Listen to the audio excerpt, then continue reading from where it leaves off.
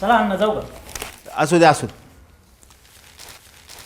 हो अण्णा अण्णा काय रे नाना ये ये ये बस. आज कसं काय अहो अण्णा अहो तुमच्या गाण्याने परत राडा केला. वा काय झालं अहो काल गॅरेज समोर एकाला मारलं ना त्यांनी. या पोराला अहो त्याला कशाचीच भीती नाही हो अण्णा. हा दोष गाण्याचा नाही हो, त्यांच्या आधारस्तंभाचा आहे. नाना या पोराने वीट आणलाय राव. ए गाण्या गाण्या बाहेर ये. कुठं तोंड दाखवायला जागा ठेवली नाही नी. 3 महिने जेलमध्ये होता, वाटलं बदलेल पण हिंडत फिरतय त्यांच्या मागं मागं. अरे कुठं दादा कुठं तू, त्याच्या पायाची बी धूळ नाहीस. अहो अण्णा मी तुम्हाला सांगणार नव्हतो पण आता सांगतो. नानांनी सांगितलं म्हणून याच्या आधारस्तंभामुळं कित्येक मुलं वाईट मार्गाला लागले. अण्णा नगरचं वातावरण लय गडूळ झाले हे असल्या लोकांमुळं.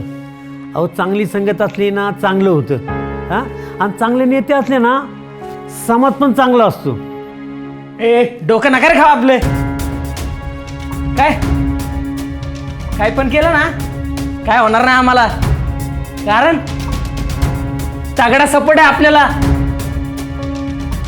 किती बी राडा केला ना काय विषय नाही हो. ए जातो नाही सुधरत जा. आपापली कामं बघा. बघितलं अण्णा कशी माजल्यात ही लोक त्यांच्या बळावरती. नगरचं वातावरण अख्खं दुष्काळी भयग्रस्त केलं या लोकांनी. जशी संगत तसंच होणार. नाना हे कुठंतरी थांबवलं पाहिजे. राजकारणाचा मुखवटा घालून गुंडगिरी करणाऱ्यांना थांबवलं पाहिजे. निर्भीड आणि सुशिक्षित माणूसच याला संपवेल. हे सगळं संपणार आहे आता. आता आपलं पर्व येते, आपलं नेतृत्व येते, नगरच्या सर्वांगीण विकासासाठी लढणारं पर्व येते.